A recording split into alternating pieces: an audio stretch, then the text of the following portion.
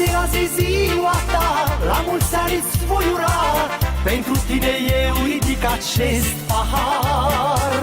Îți doresc din suflet, frate, mult noroc și sănătate.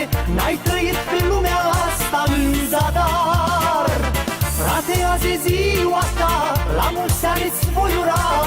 Pentru tine eu ridic acest pahar. Îți doresc din suflet, frate, mult sănătate. Ziua și bine v-am găsit! În această zi minunată îți aducem bucurii în casa dumneavoastră. Această tortă este pentru dumneavoastră, să vă îndulceați mai mult viața dumneavoastră.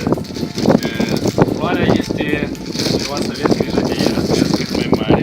Și șampania să sărbătoriți împreună cu familia, cu cei dragi. Așa o pun aici. Și din partea cum crezi că este așa surpriză?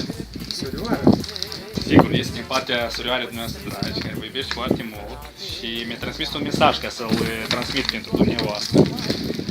Scumpul și dragul meu frățior, azi fiind o zi frumoasă și știind că ziua ta, la ai tăi 55 de ani împliniți, vreau să-ți transmit sincere felicitări, vreau să-ți aduc în dar urări de bine și de sănătate, să-ți fie viața plină de nectar, de bucurii, succese, bunătate, să nu te părăsească tinerețea, să fii mereu așa cum ești, să te însoțească dragostea, blândețea și nici de cum să nu îmbătrânești, să ai în viață numai fericire, să ai de toate, baftă și noroc.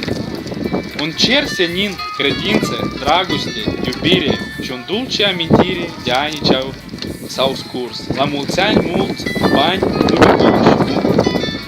Bunul meu frățior, te iubesc mult, multe pupici din inimă.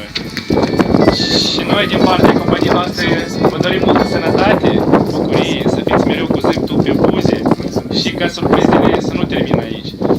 V-am mai transmis așa un prezent pentru dumneavoastră.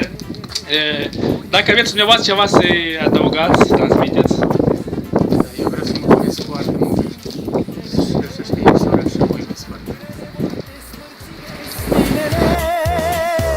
Frate, azi e ziua ta, la mulți ani îți voi ura. Pentru tine eu ridic acest pahar. Îți doresc din